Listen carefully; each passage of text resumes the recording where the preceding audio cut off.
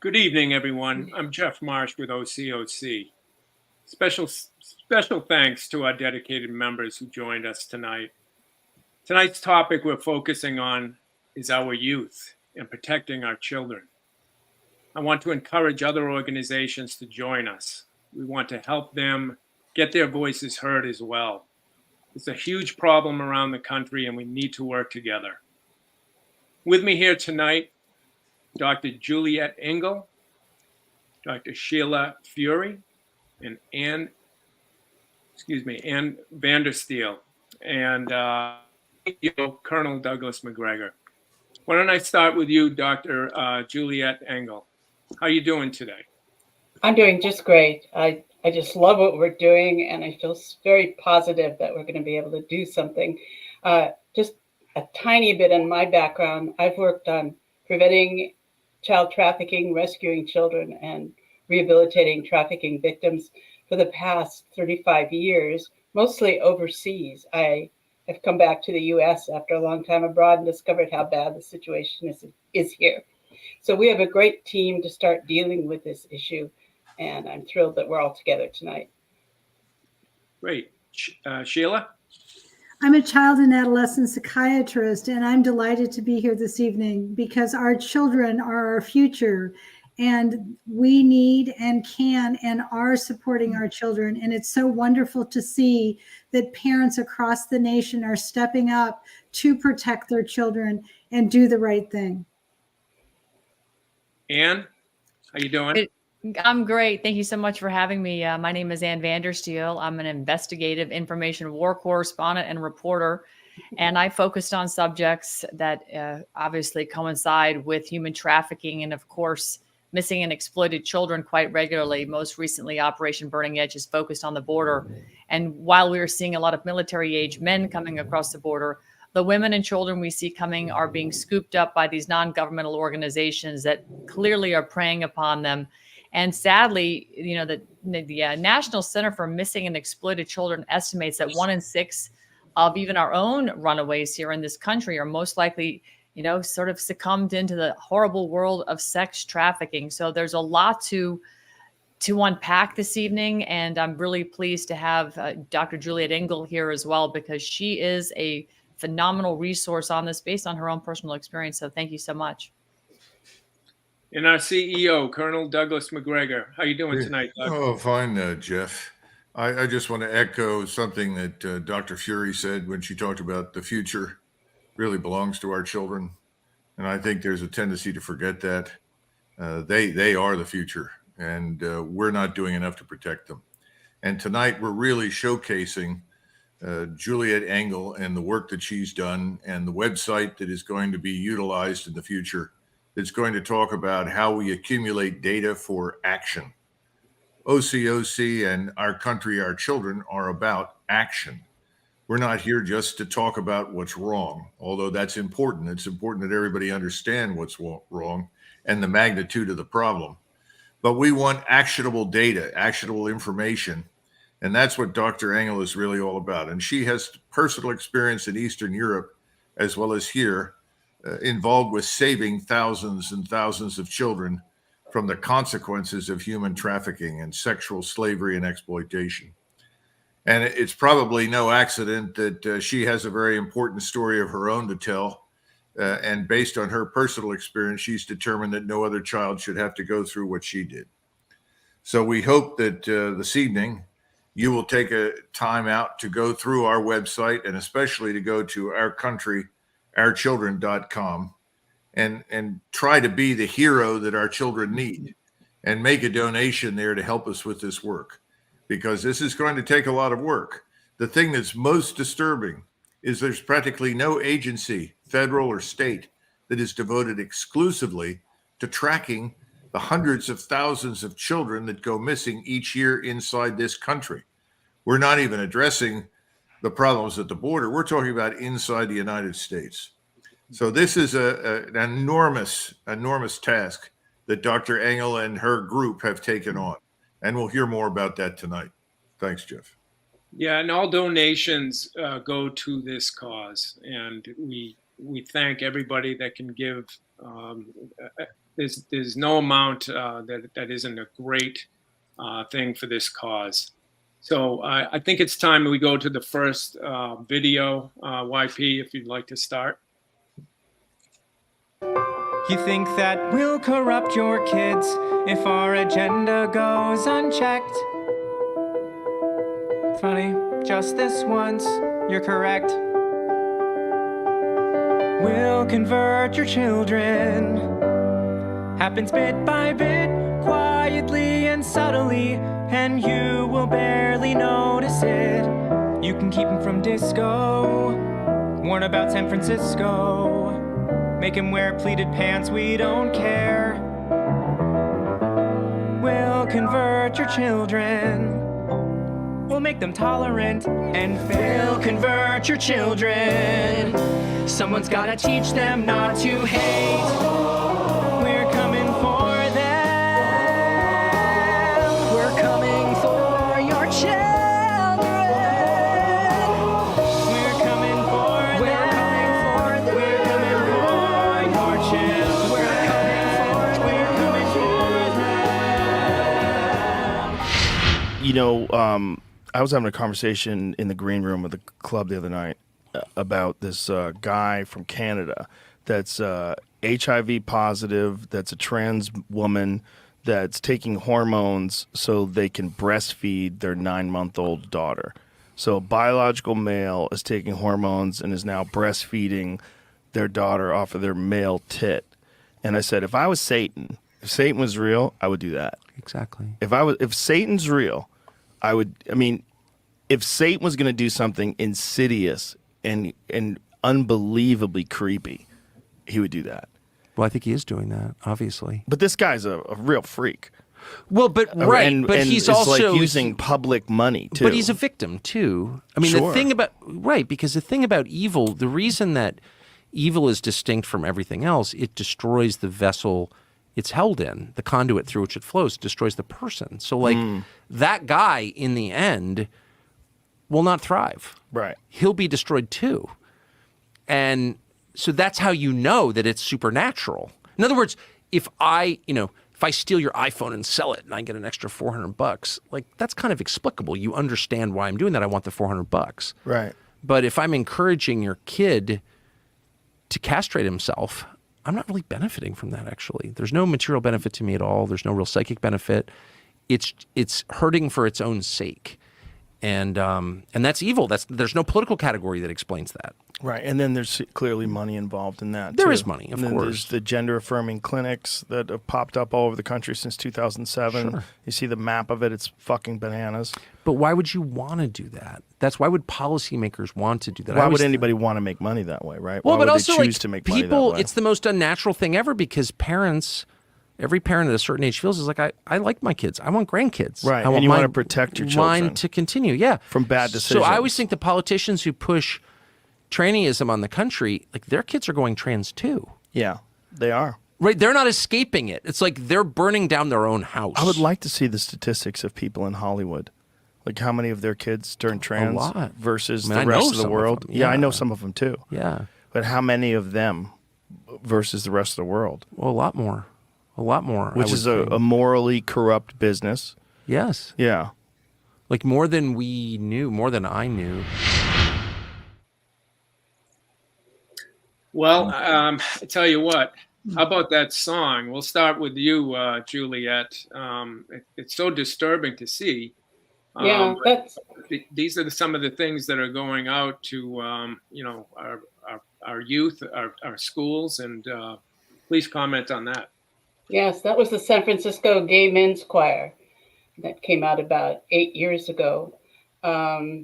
Yes, they're coming for our children, and I guess it was Ann that referred to my own past. I was trafficked in the 1950s and exposed to the satanic green agenda, satanic ritual abuse, and the kind of amoral exposure that the kids are exposed to today. And this was in the MK Ultra programs that was run by the CIA, which were seeded by the Nazi scientists who'd been doing the experiments on transgenderism, green agenda, satanic abuse of children, all in the concentration camps, but were brought to this country and given a great deal of money to do this to American kids. And I think you're seeing the results today. And I want to point out that the tremendous resource that we are creating with our website, Our Country, Our Choice, and then our group, which is an action response team. It's part of the bigger picture, which is our children, our country, our children. And the first major project we plan to do on that site is to gather, as the Colonel said, actionable data.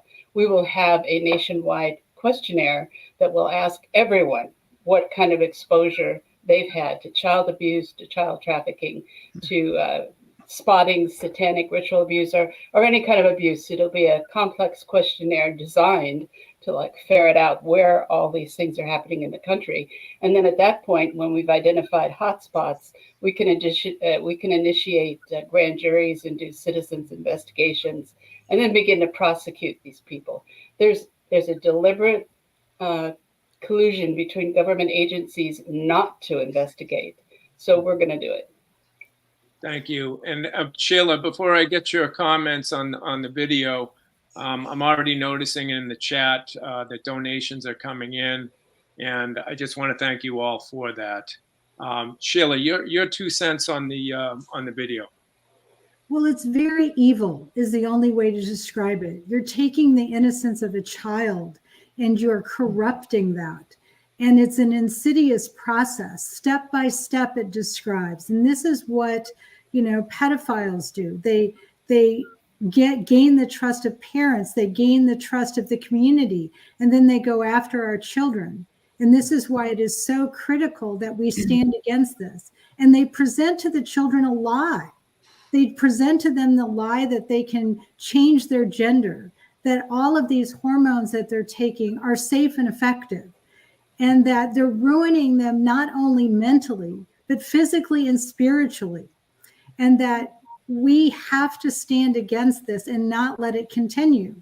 And it's the government and agencies within or organizations are making billions of dollars. The healthcare system is making billions of dollars as we sacrifice our children. Mm-hmm. And what kind of message does this send to our children if we as adults are not protecting them? Right. Ann, please give your opinion on the video. Oh, the video is sick. I mean, I don't think you can say anything more than that. It's just pure sickness. Mm-hmm. And this country is very diseased at the moment with this corruption we see between the public-private partnerships and this agency government. To Dr. Engel's point, Juliette, I think it's brilliant. I think the citizen grand juries are going to be key. But what better place than to perhaps to start to get information directly from families who have been victimized by Department of Children and Families, or CPS, because in 2019, the Trafficking in Persons report published under Secretary of State Pompeo talked specifically about the fact that foster homes are the perfect place for pedophiles to prey upon children, because a lot of these kids are runaways. And wow. We have such a crisis of that in our country right now, in addition to the purported federal government numbers of only 85,000 children that are missing that have come across the border. But I say it's far more than that by a factor of 10. This is where we can start to look directly under the hood of the agencies in this government that are completely corrupt. They have nothing but contempt for life, and they're breeding themselves into extinction. I mean, the Democrat Party is the party of abortion, right? That's a satanic ritual. And pedophilia is the same. And when you start to trans children out of their natural born, God-given sexual state, you are now eliminating the future. And to Colonel Macgregor's point, the children are our future. So I say we start right looking under the hood of these agencies and see exactly which families have been impacted by DCF, CPS, or whatever it's called in whatever state you reside, and let the county grand juries start there and do the investigative work there. I bet you'll find a plethora of information of families and children specifically who've been victimized by these heinous policies. Sure. Doug, how did we get to this point of songs about our children? I mean, how did we get here in our country? Well, certainly it's a measure of how decayed our society is, that a group of people like that would feel comfortable making such a video and doing it almost shamelessly in front of the world, making it no secret that they have every intention of essentially committing what I would consider to be the most heinous crime, most horrific sin that you can commit, which is to destroy a child's life, to harm a child in a way that sexualization does. We have a fight in the schools that we've got to get involved with. And the women who are taking the fight to the school boards are people that we should frankly support. And I don't see that we support them enough. Without them, we're finished as a society. It's no accident that women who are mothers and have children are raising hell, and they should, and they're dealing with a hellish problem. I hope that by the time we've got this program up and running under Dr. Engel, that people like that will be afraid to publicly identify themselves with this because it's perverse. It's sick, it's demented, it's deranged. We could go on and on and on. But we've got to get back to a society where people are not going to sing a song about their intention to destroy the lives of our children. It's just horrible. I just can't even believe it's real. It starts out, you almost think it's a sick. One of the things I wanted to ask Jeff from the panel, particularly the two medical doctors, is anybody paying attention to the consequences of sex change operations? Because what I'm hearing from many people is that the suicide rate is very high for people that go through this. Is no one paying attention to that? No, I think we do have people who are paying attention to that. Abigail Shire, Miriam Grossman and a number of people are standing up and speaking out. However, their voices are silenced. And in particular, they're silenced by the medical community that has a vested interest in drugging our children. And they begin the drugging process on the day of their birth. And it continues. And so they know that they're going to make billions of dollars off the sacrifice of our children. And so the censorship within the medical community is abhorrent. And as physicians, we need to stand together and we need to fight back against the medical establishment because we will lose our children. Right. And how about the open border situation? That is not helping things at all. Obviously, the open borders helps this grow to a larger extent than it otherwise would. Mm-hmm. We're tolerating criminality on the grand scale, but within the medical community, you say the voices are silenced. Are we to assume that the people that are at the top of the American Medical Association and the medical system are actually promoting this? Yes. Yeah. Our major universities all have hospitals to transition children. They can go into one of these sites and with a 30-minute interview with no significant history be told that they need to transition, that they're transgendered, and that is best for them to begin hormone blocking agents immediately. All right. This is how corrupt the medical system has become. And there are those that will deny it, but it's actually true. And the insurance adjusters can attest to that. Is there a way to combat this? In other words, could we pass legislation prohibiting transition, if you will, in terms of gender under the age of 18? Is there something like that that's possible? Would that help? Or is that just a panacea? Well, that is the start, and states are beginning to do that. However, the issue becomes, what are they doing in the meantime? Are they continuing the indoctrination process before the age of 18 so that at the age of 18, they immediately sign the papers and get the surgeries? So it isn't necessarily helping because the indoctrination can occur for all of those years before they turn 18. You know, the UCLA Williams Institute, their School of Law, actually was pretty frank and put out some pretty startling statistics that more than 40% of the transgender adults in the U.S. have actually attempted suicide. 82% thought about it.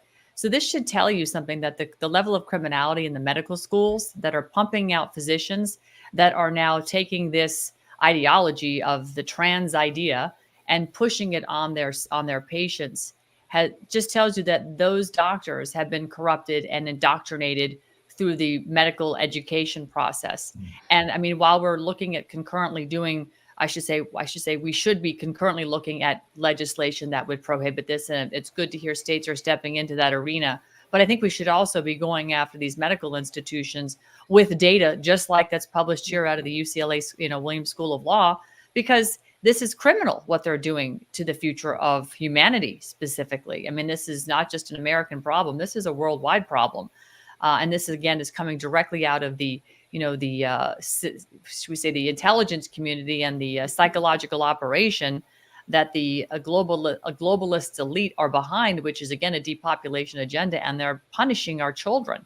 And the children are innocent. They're born into this world as a gift from God, and they're innocent when they are here. They don't know whether they're boy, girl, or what, but they grow into that. And of course, we all can remember the awkward teenage years, but this is when the medical community seizes on that and starts to put these ideas in their head, in addition to the education system, starting with these kids in diapers practically. It's just, we're so upside down right now in the world. It's, you have to step back, and this is when we have to dig our heels in, and we have to say, we have to do everything we possibly can to right this ship and to stop this. It's just criminal what's happening.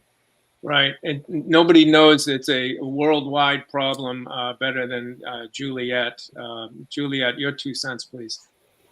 Well, it's the Western world. It's the United States, Canada, and Europe predominantly that are doing this. You won't find this in Russia or in the former Soviet bloc countries. Well, Ukraine went woke, and I think this is why Russia is very hesitant to do anything in Western Ukraine, because it's full of this kind of ideology, and they really don't want anything to do with it. But but it is particularly serious in our country and in Canada and in Europe. So in essence, we are putting Western civilization on the chopping block. Wow. So we started to talk about the problem at the border and the fentanyl. Do you want to tie that into this topic, Doug, and the problem of the trafficking? And it's just... Well, I know it's very important that we get to the discussion about the website. So I think we could close this out by simply saying that the problem is much larger than I think most of us realize. Correct. It's inconceivable to me that the Hippocratic Oath makes this possible. And I thought that doctors were trained and educated first and foremost to do no harm. Clearly, this is harmful. If it's not harmful, people are going to have to show evidence that it isn't harmful. What we're seeing is exactly what Dr. Furey mentioned. And Ann, lots of data suggesting that they've destroyed the lives of people that are engaged in this. So we have to move on to the website. And I think people will appreciate the website, Juliette, because that's really the instrument of action. The website is a brilliant conception by a group of combination of activists and also technical geniuses who put this together. Juliette. We're going to pull that up right now.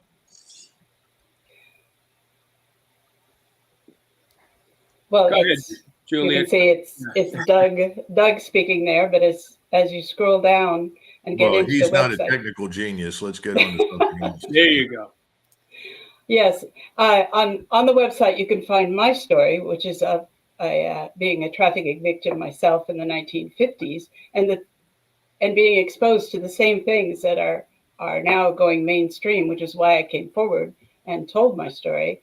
It also tells you more about my experience in Russia, which involved creating an underground railroad all over the former Soviet Union, North Africa, and Europe, which rescued tens of thousands of trafficking victims, mostly children and young women. And I want to do the same thing here. And the way we did it was to draw in community resources, to create trusted links, because in this kind of environment, just like in the former Soviet Union, you can't go to the police and automatically trust them or trust any social agency at this point. They're too infiltrated. But you can find one person that you trust, someone that you know, You can work with media. It doesn't have to be the head of the newspaper. It can be a cub reporter that wants to make a mark on life. So through the questionnaire that we're going to conduct nationwide, as we've gathered and as we are gathering that data, we will work throughout the states, and the website itself links to each of the states. And each of the states has a state's leader, and that leader is going to work with us in each community. We're eventually going to have someone in every community in the United States that is working on creating partnerships that support the mama bears, that create the kind of coalitions and data gathering that we can use to collect the data that we need to conduct the investigations. And then the counties themselves create the grand juries which do the investigations. And at that point, we will have developed relationships with sheriffs and police officers that we trust, because law enforcement has to be involved. So it's a big project, but it makes a lot of sense, and no one else is doing anything like this. So this is unique. You should come to the website, which is ourcountryourchildren.com, and you will find all sorts of resources and ways to get involved and to become the government that we need to replace, because it needs to be replaced. And it needs to be replaced from the very basic community level, from the level of the mama bears and the homes where children need to be protected first and foremost, all the way up to the federal government, which has to be last, because honestly, they're the worst. Right. And, there's other news sources on this topic, but this is the first one I've seen with an action plan. And Juliette, congratulations on getting this done. This is really great. As Doug said, our entire focus is action. Yeah. 1 million people have done toolkits and advised everybody to do everything, but we want action. We want to get the real data, and we're going to take it to the perpetrators where they live. I mean, the age of the protected pedophile is over. I think it's fair to say that this approach has an excellent chance of being effective. Mm-hmm. The problem is that when it becomes effective, there will be efforts to shut it down. And I just want to remind members who are watching this evening of this, because we're going to need all the support that you have available to make sure that this is successful and that no one can stop it. And once again, thank you for the donations. They're still coming in. People are supporting this. It's very encouraging to see. Ann, what do you think about the website? And is this a really good first step? I am absolutely energized by this website. I'm energized by this platform that's coming together to organize people at the county level. This is a subject that is near and dear to my heart in terms of action. It's, after reporting news since 2015 and watching the country burn and feeling to the, getting to the point of frustration, the last year and a half, I've decided to make my goal solution oriented. And it's a blessing to be able to join a group such as this evening and launch this for the public, because it is so necessary that we actually show people the problem, but give them an opportunity to be a part of a solution. Because again, to Colonel Macgregor, our children are our future. And Dr. Engel, with respect to just indicators so that people can become, if you see something, say something, people can become the best bullhorns and reporters out there. What are some indicators that people should be looking for, in helping to identify victims of child trafficking and child sex trafficking, et cetera? Because I know that some kids appear malnourished and what have you, but there's got to be more that people can be looking for, particularly in cities like Orlando, like Denver, like Phoenix, Atlanta, where there's a lot of, tourism, et cetera. Well, actually, even very small communities, we aren't even officially up yet, and we're already being contacted by people in very small communities saying, "Do you think this has significance?" And usually, in the cases that we've gotten, probably about a dozen cases, a lot of times it's migrants who are brought in with a lot of children who are put to work and don't look like they belong there, don't speak English, they're mixed nationalities, and they are kept out of school, and people are wondering, who are these children? Who should we contact? So that, plus a lot of children with the wide open borders, you're seeing more and more children begging by the side of the streets, and obviously malnourished and look abused. And people want to know who to call to help them. Someone contacted me and said, I'm sure there was a trafficked child on the plane I was on. What could I do? And I'm immediately putting this up on our website. The first thing you do is you contact the stewardess, because they've all been trained on what to do, and they'll phone ahead to the pilot will phone ahead to the airport, and this person will be intercepted and checked out. But if people don't know, they don't know what to do. So this child went through the system, this woman worried about her the whole flight and didn't do anything. So we're going to get that information out there. We're going to have a series of programs like this where we talk about action, what's worked, what hasn't worked, and what you can do. Everyone in this country should be involved in this. And then we'll get there. So encouraging. The Sound of Freedom really was a rally cry to the world, and it impacted a lot of people. But again, how do we take action? And the Our Country, Our Children.com website really is, I have to say, the leading star in this crusade to protect our future and to protect the innocents. Every child should be afforded that opportunity to just be a child and be innocent and not be intimidated by their educators and physicians saying, you're really not a boy or you're really not a girl, you need to transition. That is a conversation that should just not be present in their childhood at all. And it's just great to see this organization is going to take a stand and address all of these issues. And it's brilliant how it brings it to the state, local, and community level in each state. So this organization will blanket the country. Well, it's very empowering for people, all right? Because I think sometimes we've seen things and we don't know what to do. And your website actually is going to empower people to make decisions and act in where before they wouldn't do that.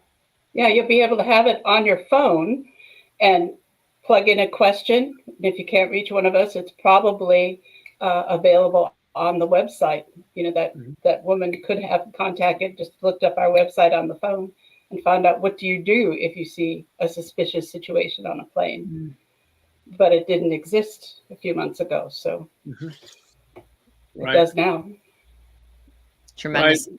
Well, it's all about action here at OCOC, and you know there was a positive story out of Oregon.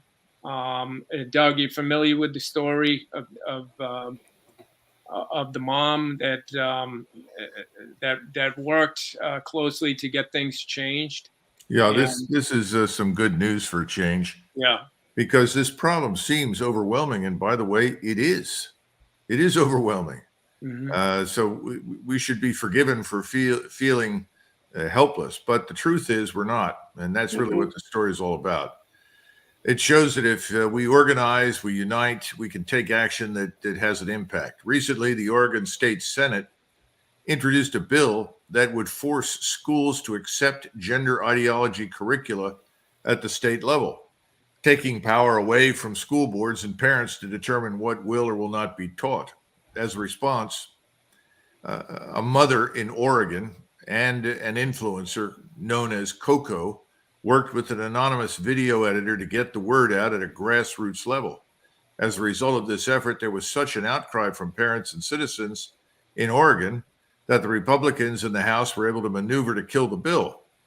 They had enormous numbers of phone calls, letters, and activists coming to the Senate and ultimately showing up at the hearings in ways that no one had seen in Oregon for decades. In fact, there was so much grassroots support that the Democrats had to activate the ACLU and unions to try and respond to this. Fortunately, that did not work. So let's take a minute and watch this video, Jeff, if you will, and it'll show the power in numbers. sure. Discrimination. It's a word we hear a lot. We all agree that it's wrong to discriminate. So why is it okay for the Democrats in the Oregon legislature to discriminate against the majority of Oregonian parents who do not agree with extremist gender ideology. Take SB 1583, a new bill proposed by the extreme leftist Oregon legislature, a direct affront to our shared values and the innocence of children. It declares an immediate emergency to force schools against the wishes of the people to push fringe gender and sexual identity propaganda on our kids. Some of these materials found in schools all over the country have contained pedophilic and other appalling graphical sexual depictions. It's no wonder that a recent Gallup poll shows that 20% of Generation Z identify as LGBT. That's 1 in 5, the highest number in human history. It is no coincidence, and although they gaslight and pretend like it's happening naturally, they know full well what they're doing. It's why they have focused so much effort on school curriculum, school board races, and are now pushing extremist bills that remove local autonomy over our elected school boards. The time for complacency is over. We must stand up now. They're coming for our kids at their most vulnerable. Call or email your local representative. Protest. Testify before the Oregon legislature, or submit your comments by February 13th. SB 1583 is discrimination. Our children deserve to keep their innocence. Let your voice be heard. Now is the time to stand for our kids, our parental rights, and our rights as Americans.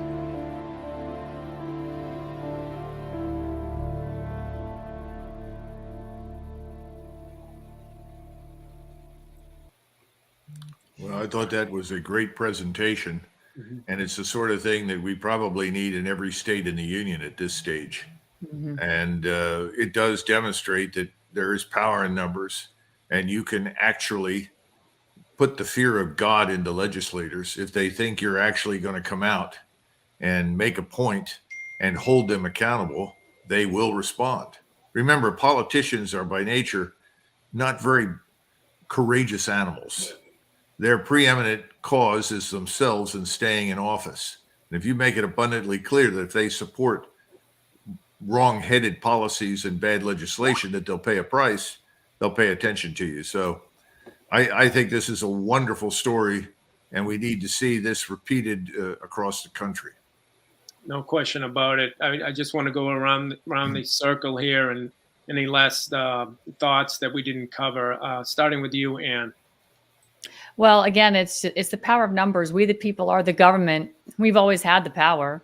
We just need to be, keep that in the very front of our brain, that when we decide we've had enough and it's time to alter or abolish the government that is in control or seemingly think they're in control, we need to remind them that, no, we are the boss, and that we don't like what they're doing. We will send them notices, and we will escalate it to affidavits of truth and county grand juries if need be, to get them to reform and conform to what we, the people, want, which again is free autonomy, body autonomy. We don't want to have them interfering in our private lives, and they have way overstepped their bounds as of late. And, this is what's encouraging about what our country, our children, is all about here, is giving people the advocacy and the tools to do exactly that. Control the government, and institute the proper reforms necessary. Right. Sheila, anything that we haven't covered tonight that you would like to see part of the webpage?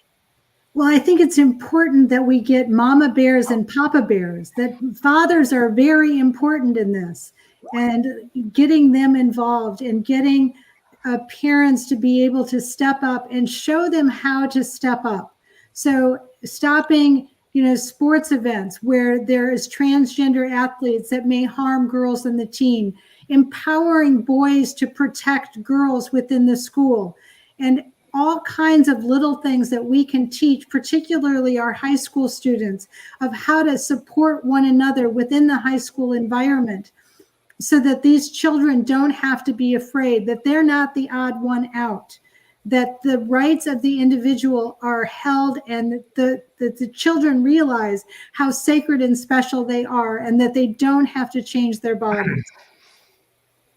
Thank you for that, Sheila. And Juliette, I just wanted to say, terrific job working on this webpage. It looks terrific.